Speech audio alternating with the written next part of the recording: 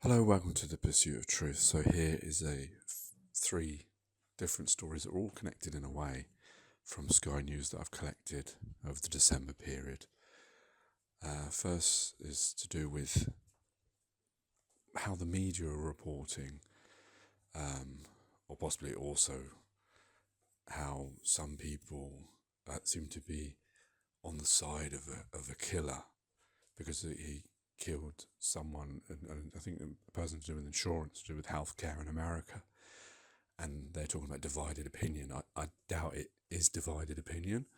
I suspect, this is why I'm not sure whether this is just why the media is covering it this way, because there'll always be a small percentage of people that may favour murderers for one reason or another. You see like women writing to criminals in prison, you see you see that kind of thing, which makes no sense, but there does seem to be an allure to serial killers or killers in general to a certain percentage of people. So you'll always be able to find that story.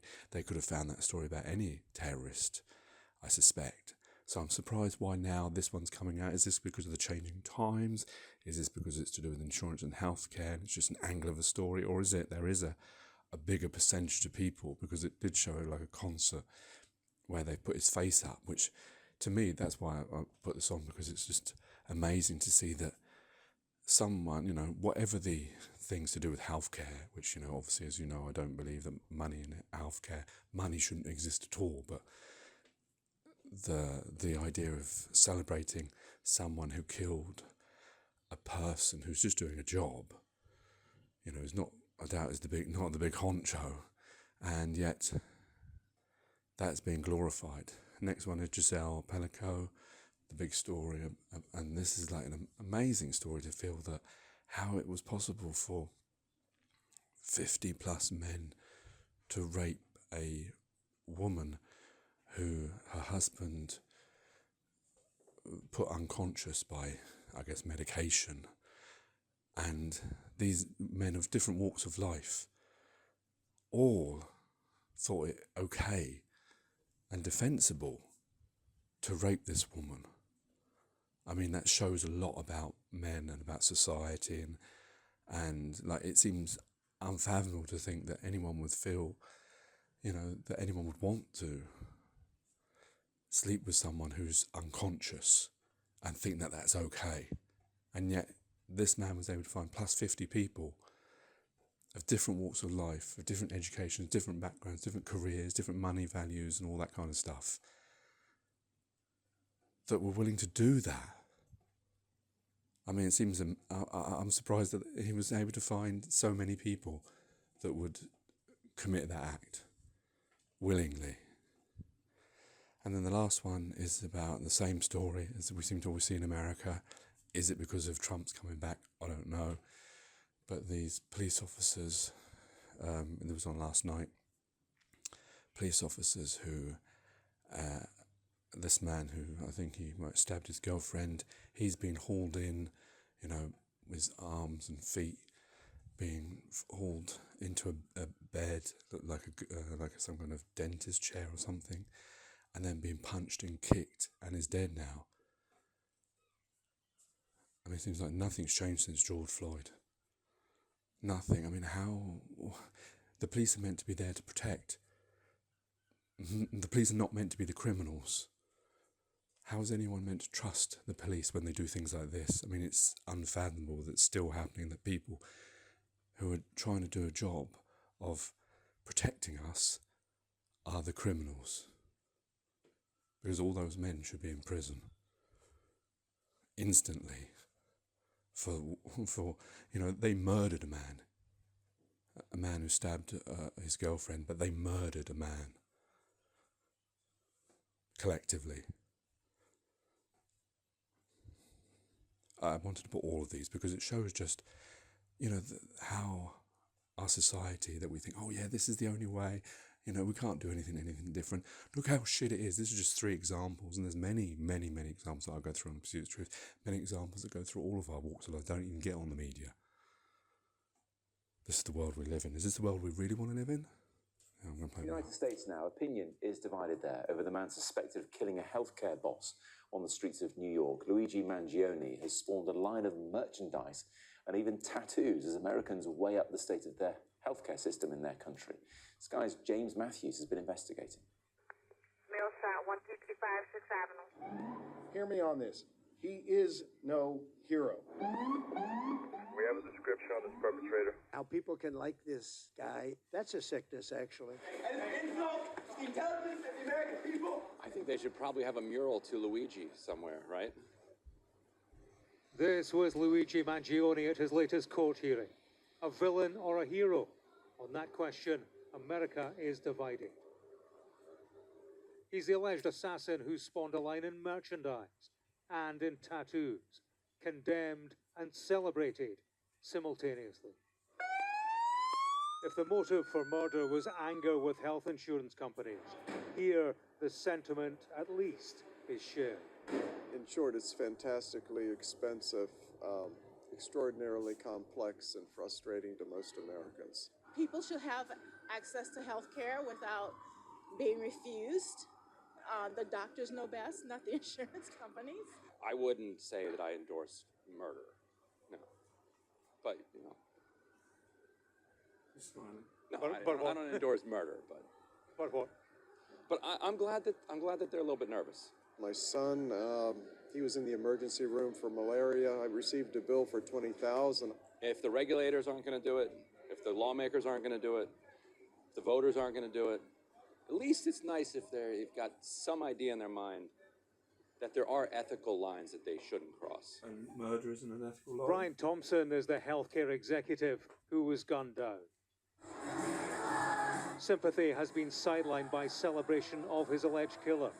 This was a Boston music concert last Friday with Mangione's image projected on stage. We have seen a shocking and appalling celebration of cold-blooded murder. The adulation of a murder suspect has been condemned, but at the same time, a fundraiser in his support has grown. My name is Sam Beard, S-A-M. Organisers for a legal defence with the healthcare industry in their sights. They sort of profit off of this machine that is morally bankrupt and doesn't value the lives of human beings. It doesn't justify murder, though. Would you agree with that? The same logic has to sort of apply both ways, right? A CEO, he had his life sort of tragically and surprisingly to all of his loved ones cut short, but he was considered an effective CEO sort of exactly because he profited from denying people's claims, which cut their lives short.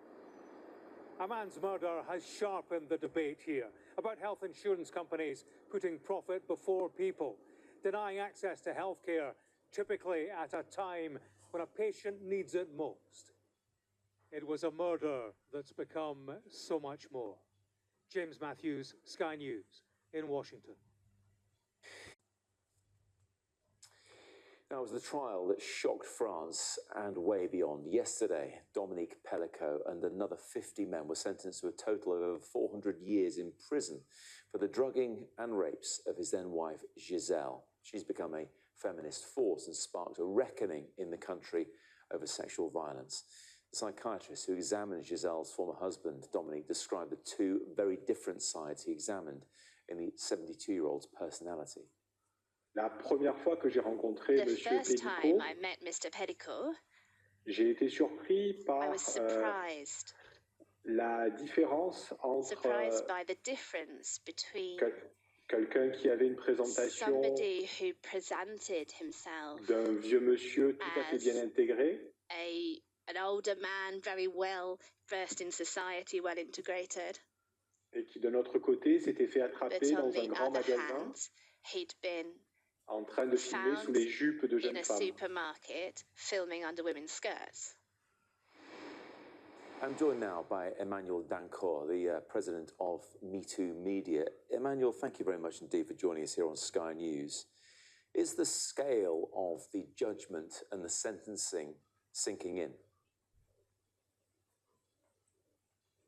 Sorry, can you repeat the question? Is the scale, the size of this case and the judgment and the sentencing handed down yesterday, is it starting to sink in that this is what a huge moment for France. Well, this is funny because every journalist, not French, say that it's a huge moment for France. And you're right, it should be. But France is France. And, well, yes, it's a huge moment, but you will see after Christmas, everybody will forget Gisèle Pelicot and what happened. French society isn't that interested in sexist and sexual violence.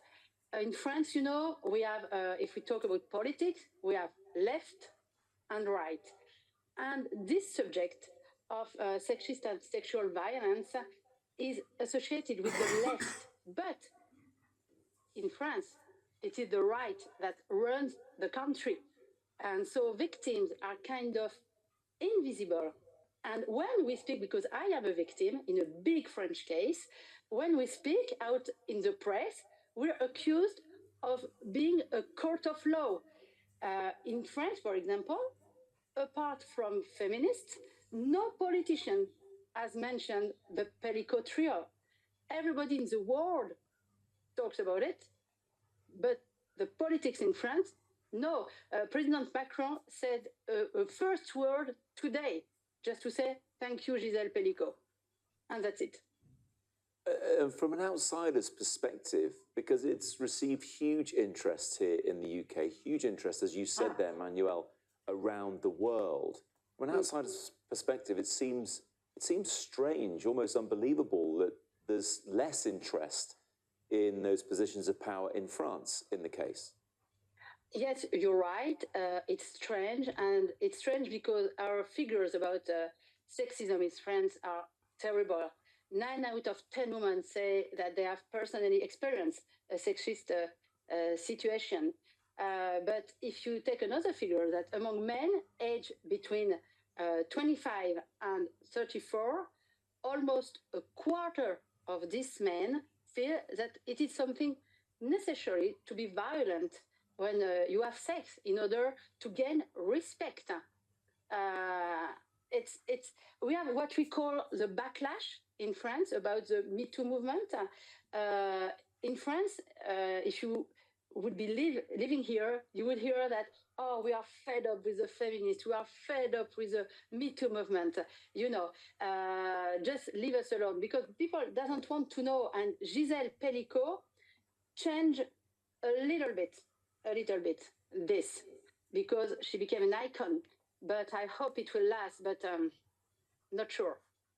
Let's look at it from a slightly different perspective, Emmanuel, because I've seen many men in France speaking about her in the way you describe. She's been iconic, incredibly brave in coming forward. Is it not changing the view in some way? I mean, you said a little bit there, but in a more meaningful way, of men's attitudes towards women? Because, I mean, let's be clear. This is such a huge case, so unusual in its scale. Is it really the case that some French men are not interested in it, think there's more to it than we're describing? You know, Gisèle Pelicot, she's 72 years old. At the beginning of September, she was totally unknown, and she became a true feminist icon by refusing to go behind closed doors. And she became an icon at this very precise moment. And it was very strange in France. You know, I'm a journalist, like you. My job is your job. And it was very strange for me as a journalist and as the president of Me Too Media to see that all my other fellow colleagues, all the other journalists were discovering that these 51 men were not monsters. They were normal people. They were dad and husband and nice husbands, you know, and cousin and brothers. And there is a journalist. There is many kind of people. Yes. And it was a discovery, and we've been shouting from years now. Me Too movement started in 2017, and we've been shouting that yes, they're normal, they are not monsters, and 91% of the women raped are raped by someone she knows. Emmanuel, let me finish off by talking about Giselle Pellico, because she's going to drop her married name, isn't she? She's not going to use the surname Pellico from this point onwards, and she wants to get on with her life and live her life with her family, and obviously without her husband and without that name. Isn't that the case? No, she's going to keep her name. Okay. She wants to keep. She's going to drop. I mean, they're going to divorce for sure. Yeah. But she wants this name not to be the name of shame. So this is what she wants. So, and this is the name of her 3 children. Their name is Pellico. So Yes. they want this name not to be the name of shame. She wants this. You know, the shame has changed sides, and this is what Giselle wants us to know. Her name is Giselle Pellico. Well, I'm glad you corrected me. Clearly, I read it wrong there, but it's good that you let me know the real reason for that, and appreciate you joining us, Emmanuel. Thank you very much indeed. Thank you. New York's Attorney General has released new body cam footage appearing to show prison officers beating a handcuffed inmate who later died. The incident has drawn outrage from political leaders and has been condemned by the Prison Officers Union as incomprehensible. A warning that this report from Sky's Lisa Dowd contains images of that assault. He'd only just been transferred to this prison in upstate New York when Robert Brooks was hauled inside, handcuffed and face down. The prison officers didn't activate the audio on their body-worn cameras, but the pictures show what happened on this examination table. He was repeatedly punched and kicked in the legs and chest. At one point, officers tried to push something down his throat. They also stripped his clothes off him. His injuries proved fatal. The 43-year-old was pronounced dead in hospital the following day. He'd been serving a 12-year sentence for stabbing his girlfriend. I do not take lightly the release of this video, especially in the middle of the holiday season. But as Attorney General, I release these videos because I have a responsibility and duty to provide the Brooks family, their loved ones, and all New Yorkers with transparency and accountability. A preliminary autopsy showed that Robert Brooks died of asphyxia due to compression of the neck. I was there with Mr. Brooks' son and his father and his brother. They all watched the video as well, and I think it was just the overwhelming shock. It was just felt so incomprehensible. The Correction Officers Benevolent Association said that what happened here at Marcy Correctional Facility was egregious and repugnant. The New York governor said she was horrified by the footage and ordered that 13 officers and a prison nurse should lose their jobs. She said all involved must be held fully accountable. Lisa Dowd, Sky News. Lose their jobs. Lose their jobs. I mean, yeah, fully accountable. At least he said that, but lose their jobs is not the right sentiment of this. They should be in prison for murder, all of them. They were kicking and punching him like, aggressively. One of them, he held the cabinet behind him and pushed his foot into his lower abdomen, pushing it, kicking it in, giving himself extra strength. One of them punched him in the groin. I mean, it doesn't give me justice to watch, for you to listen to it. I would go and watch it if you can. I think was his name Robert Brooks. I'm sure it's on YouTube or Sky News or whichever outlet you have, because it is disgusting. This is what we are as human beings. These are just 3 different stories. This is what we're capable of, but we're capable of so much more.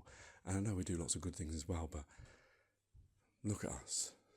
And the husband who, for years, drugged his own wife, didn't even know, and did this to her. And then allowed other men to come in and rape her. And she was forgetting her memory, thinking that she had a problem. But it was him that was doing this for years, and maybe even to his daughter. I mean, Where does that come from? That poor woman, she was in love with this man, and yet she didn't know what was going on for all those years. Her heinous acts on her. And some people trying to justify it as like, wow, it wasn't rape, they were playing some kind of sex game, it was consensual. The woman was unconscious. I don't know, just these three stories, they seem to just weave this fabric of humanity. And these are happening all the time, all these things, and worse, that we've covered on Pursuit of Truth that's not covered. When is the time when we're going to change and be better? I don't know if it's ever going to happen. We're just too abase as human beings and too misguided in thinking that our life is the way that we should be leading it, with money and competing against each other and wasting our humanity. Take care, take it easy, God bless and peace.